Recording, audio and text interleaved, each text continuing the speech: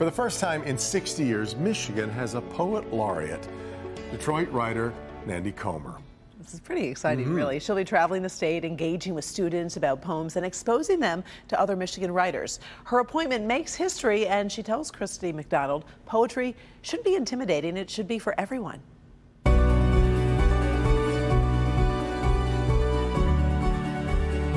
To tour my state and talk about poetry, it just is a very unique experience. I don't know if I've been the first in anything, and so why not a Black woman to lead the poetry advocacy in Michigan?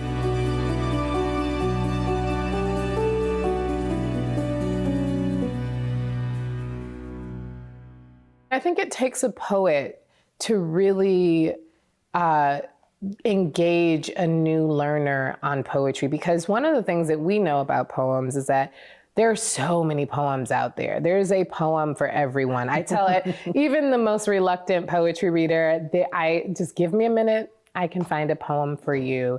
And it's because poems can be about anything. Poems can be about baseball, they can be about a fire, they can be about love. We all know that, right? I think my first entree to poetry was Shel Silverstein. Oh yeah. You know, I mean, when you think about being younger, that's, oh, it's rhymey, it's funny. That's like the first, part that I can remember of poetry. Yeah, and I think sometimes when we get to high school, we start to learn that it has to be interpreted, not just enjoyed.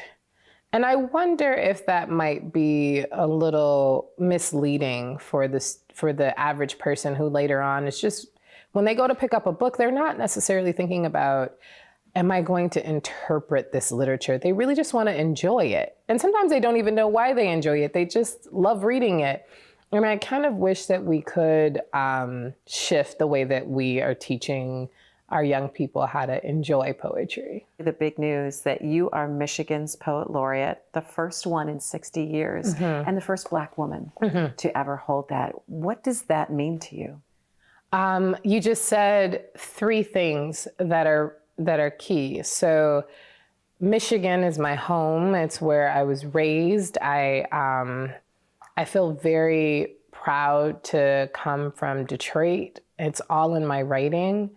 So to be selected to tour my state and talk about this other thing that I love, which is poetry, it just is a very unique experience. It's really important to me that we have someone that advocates for literature, that not only is going around reading their own literature, but is talking about the rich history that Michigan has.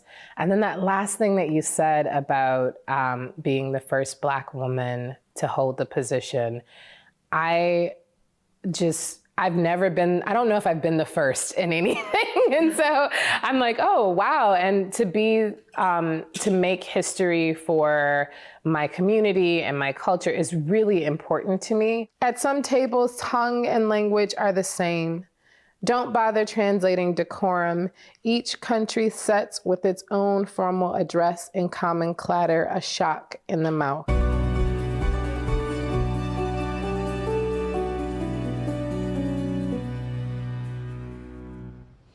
And Nandi and I had this conversation at Source Booksellers in Midtown. It's a nonfiction-focused independent bookstore. It was beautiful, and her poetry is there.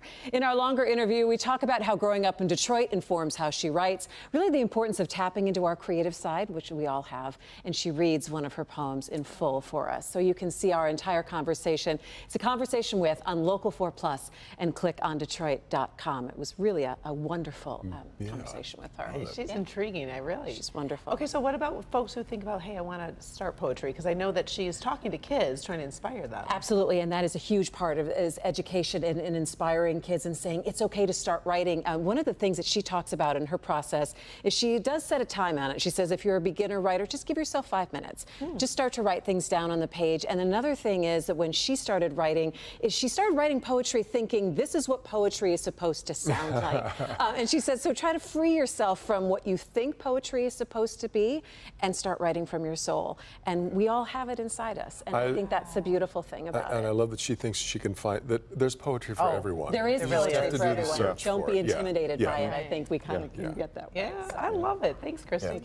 I'm with you on Shel Silverstein.